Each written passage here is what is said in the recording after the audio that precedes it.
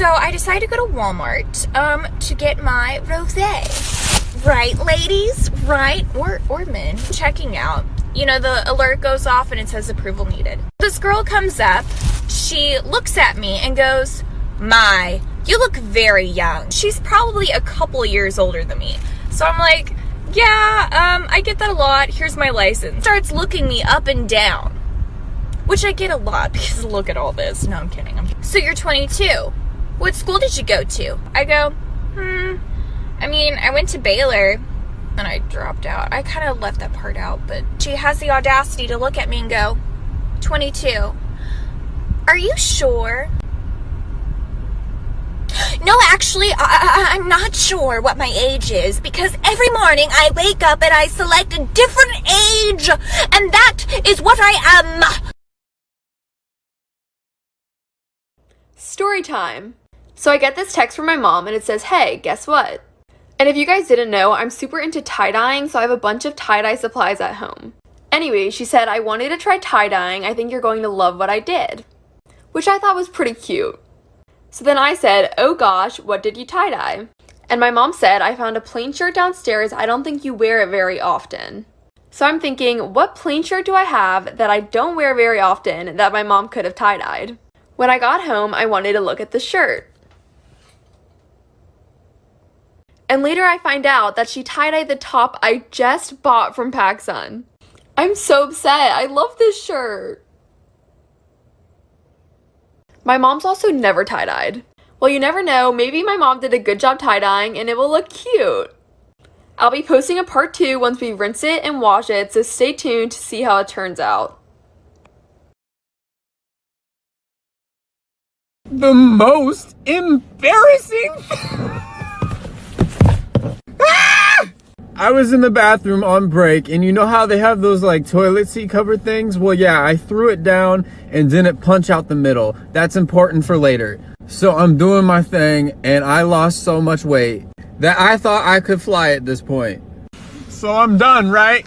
And I go to stand up, and the toilet seat cover sticks to my butt, and then I reach for it, and it falls off, and it glides under the next stall and hits the dude in the foot, and there's poop on it! And I just froze because at this moment I knew that he knew who I was because of my shoes, because I'm the only one with my shoes, and because I'm not Satan, I reached under and was like, oop, let me now I'm sitting in my car because I don't want to go back in.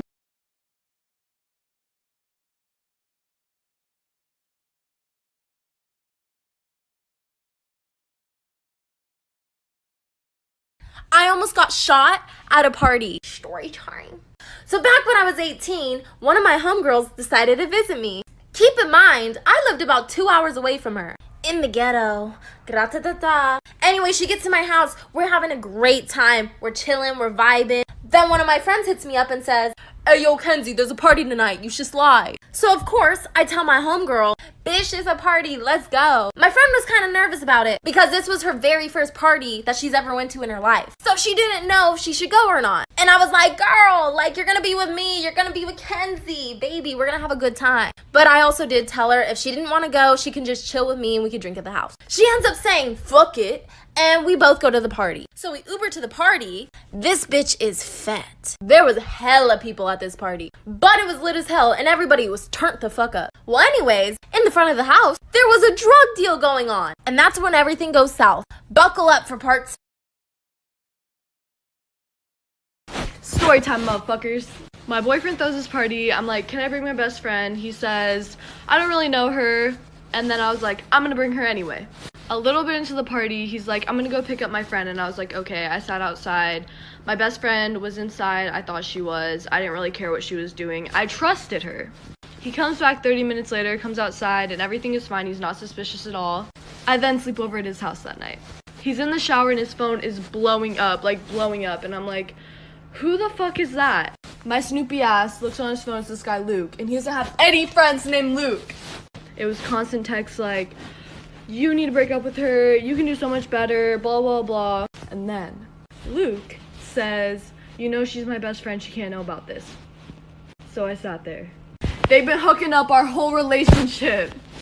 So, I tell his mom, and I leave. I'm a fucking circus.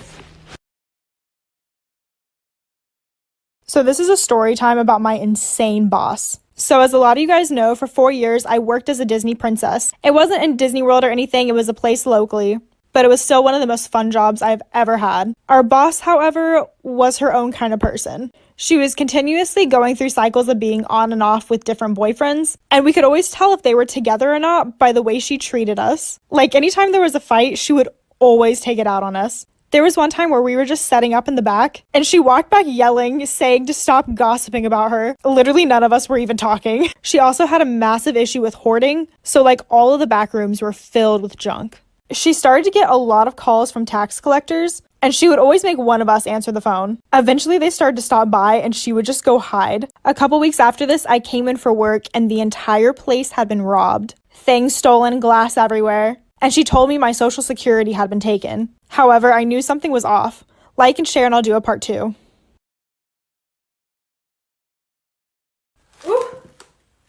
Fasting. So when I got into work that day and I just walked in and saw the glass everywhere, I just turned to her and I was like, what happened? Like, she wasn't explaining it to anyone. She was just sitting there at the desk acting like it was a normal day. And she was like, well, we were robbed. And they took a lot of stuff. However, we made the observation that everything that was stolen was something that was broken. Almost as if the robber knew that that printer, that MP3 player, and that computer wasn't working. We also all made the observation that the glass was outside of the building. So it was like someone broke the glass from inside. The police were up there asking questions, and she was talking to them about how my social security was stolen along with a few of the other girls. But I guess it wasn't an issue since we were under 18. I don't know. But our theory was that she was probably cashing a check from that whole robbery thing, and that it was probably covered by insurance. Either way, she did not have the money to stay in business, so we had new management come in like real soon. I would also like to add that one of the things being hoarded at this place were Webkins. There's hundreds, as far as the eye can see. I have so many more stories coming, so don't be shy. Follow me. So everyone in my family's been dead except for me and my little brother, and honestly, I'm feeling kind of left out because one of my uncles, a gun went off, a 30-06 went through his leg, made him bleed completely out. No blood pressure, no pulse. They pumped enough blood back into him to change his blood type for 3 weeks. On the way to the hospital, my grandma's panicking, and my uncle, trying to calm her down while he's bleeding to death, goes, "Don't worry, Mom, I'm not dying." She goes, "Yes, you are. You're just too stupid to know it." Not a great bedside manner. My grandma, that woman, died on the hospital table. They brought her back. My mom and dad have both died in front of each other and resuscitated each other, because that's true love. My mom had a surgery, and they were like, just to let you know, some people just go after this surgery. And my mom was in the shower, and she just dropped.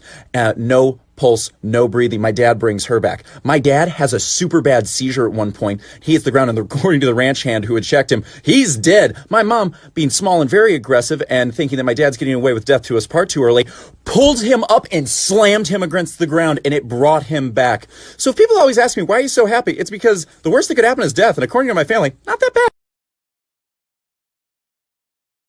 So I'm currently away at college right now, and the other day my grandma called me and asked if I wanted her to send me a loaf of banana bread. And I was like, of course I want you to send me banana bread. Like, is that even a question? So the package came today, and the lady at the front desk handed it to me, and I was like, this is a little heavy for a loaf of banana bread. I get back to my dorm and I unwrap it, and it's a shoebox, and I open it, and there's a cute little card. It's super adorable, and foam on the top. When I tell you, this woman sent me singular pieces of brownie, not one, not two, 3 loaves of banana bread and more.